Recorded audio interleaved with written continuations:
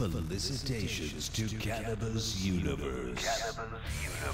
It's time to pay heed to the wisdom and musics of the man making the best case to legalize pot. One freedom bust at a time. So kick back, roll 'em up and load 'em up. Friends indeed, this is the Kingpin, Thorne Peters on pot.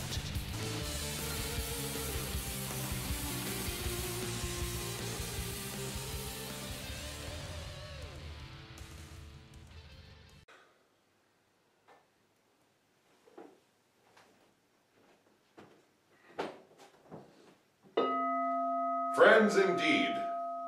The reason that cannabis remains illegal everywhere on the face of the earth, here in the year of your Lord, 2014, is because of you, the sheeple. That's EWE the sheeple.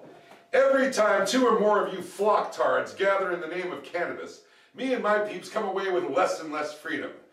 Yous have pulled the wool so far over your own eyes that you have created a shitstorm debate over what the word legal means. So let's take a sheeple test. Right now out there, how many of you can name a place on the face of the earth where you believe that cannabis is legal? Go ahead. I dare you. Denver. Colorado. Seattle. Well, part of legal is Colorado. Part of legal is Colorado? No, it bad. Pot is not legal anywhere on the face of the earth, but don't take my word for it. Follow this reasonable gentleman down the path of enlightenment.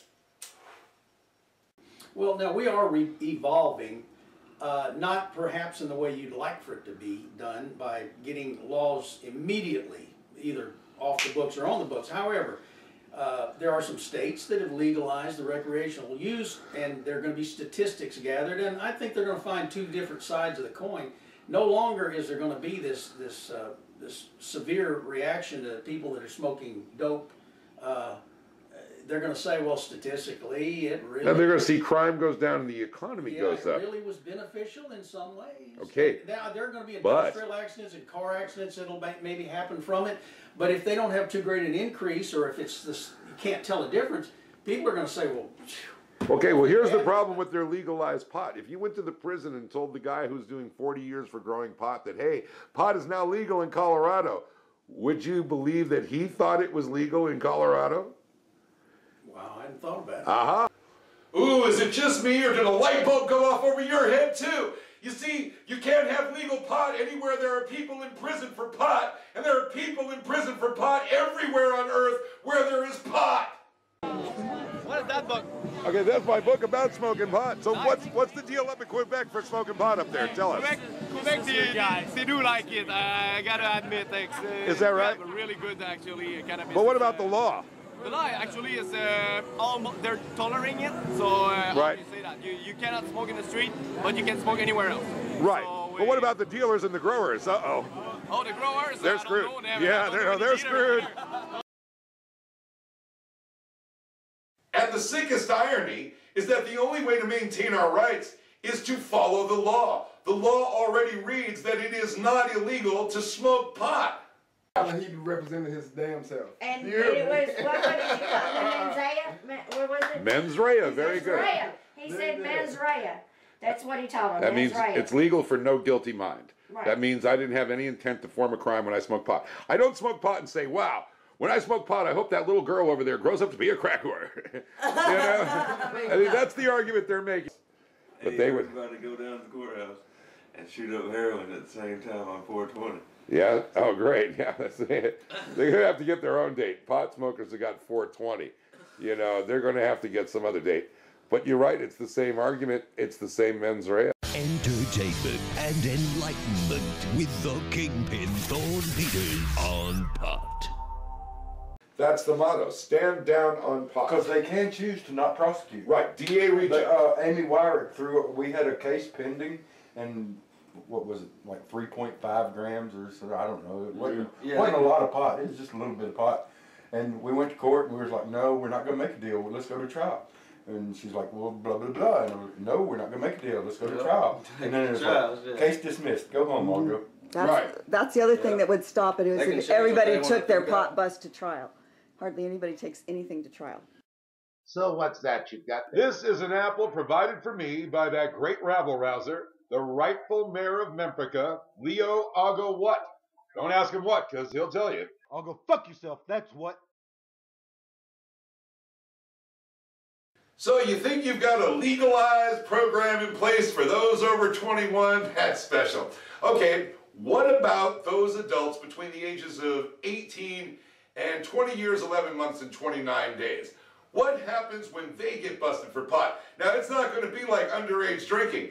These peeps can catch a felony drug bust that will be on their record for the rest of their lives for having pot or dealing pot in a state where they say that pot is legal. They will be denied rights and opportunities. They'll be kept out of whole industries, including the pot industry, for a pot bust in a state where they believe that they have legalized pot.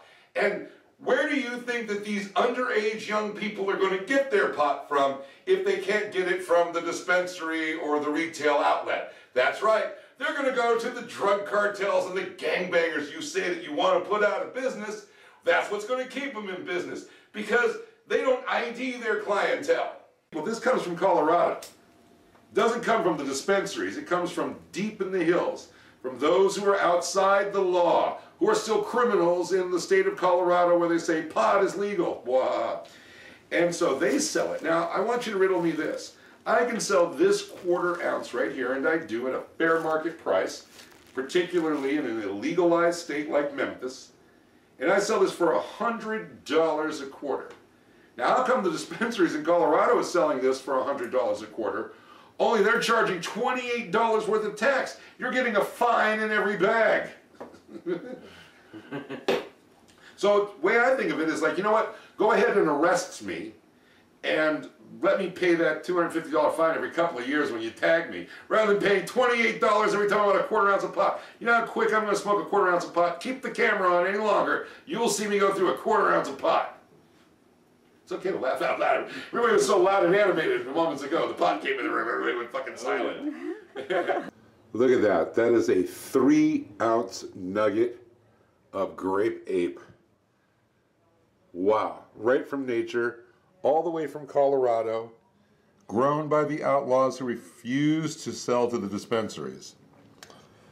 Look at that. 82.07 grams. Wow.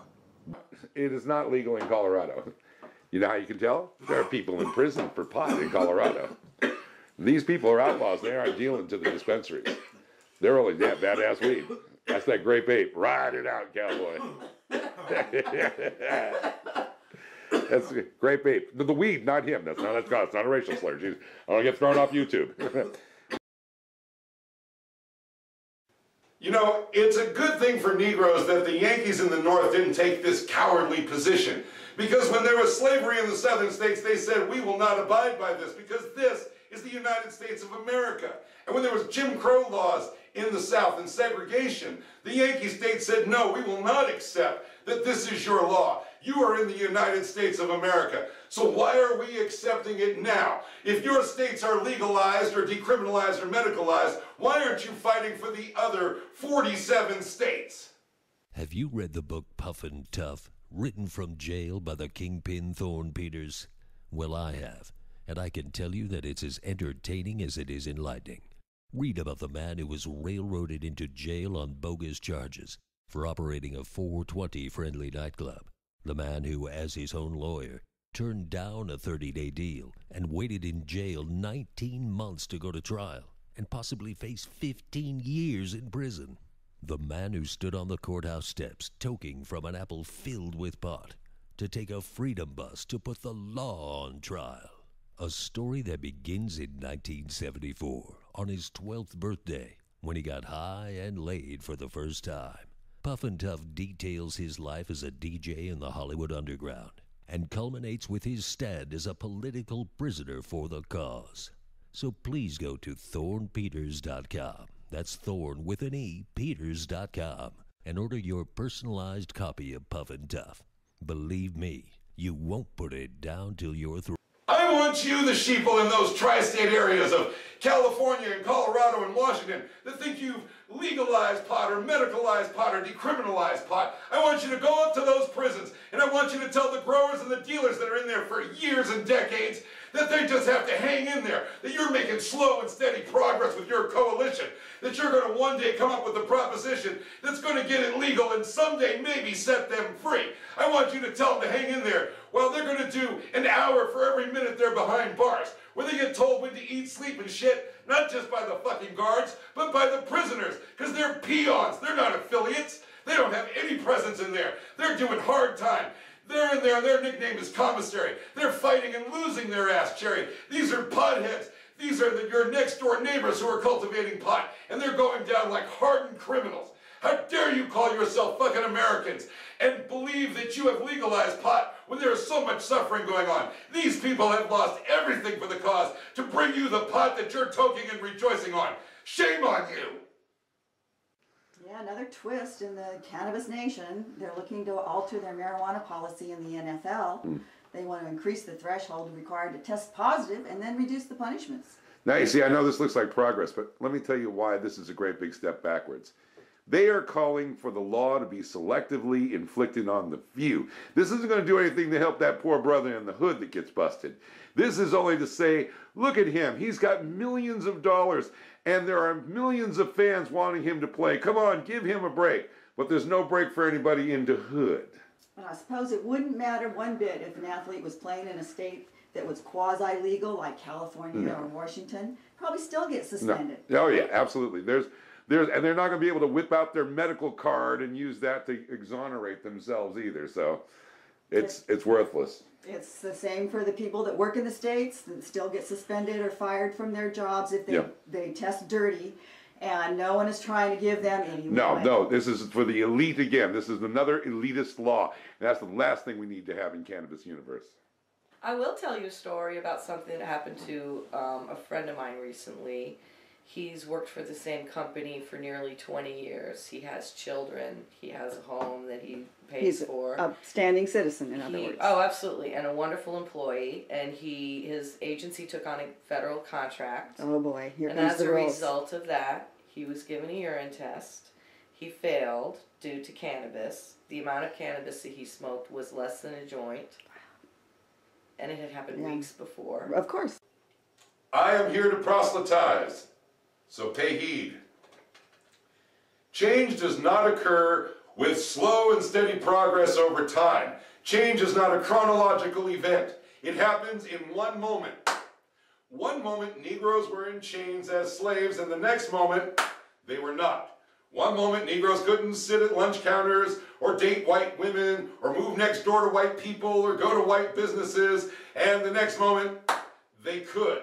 So it is up to you, the sheeple, to decide if that moment in time is upon us, where one moment, pot is illegal and everyone is criminalized and we live in chaos, and in the next moment, mens rea.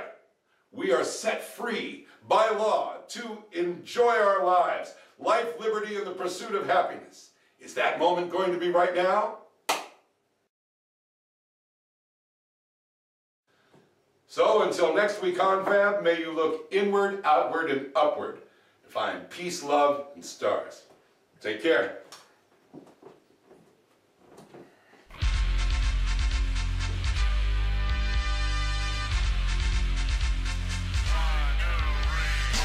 We're kicking it with the Kingpin Thorne Peters on pot. Make sure you come again every Sunday at 4:20 p.m. Eastern Time. I know I will. I'll be there for you, babe.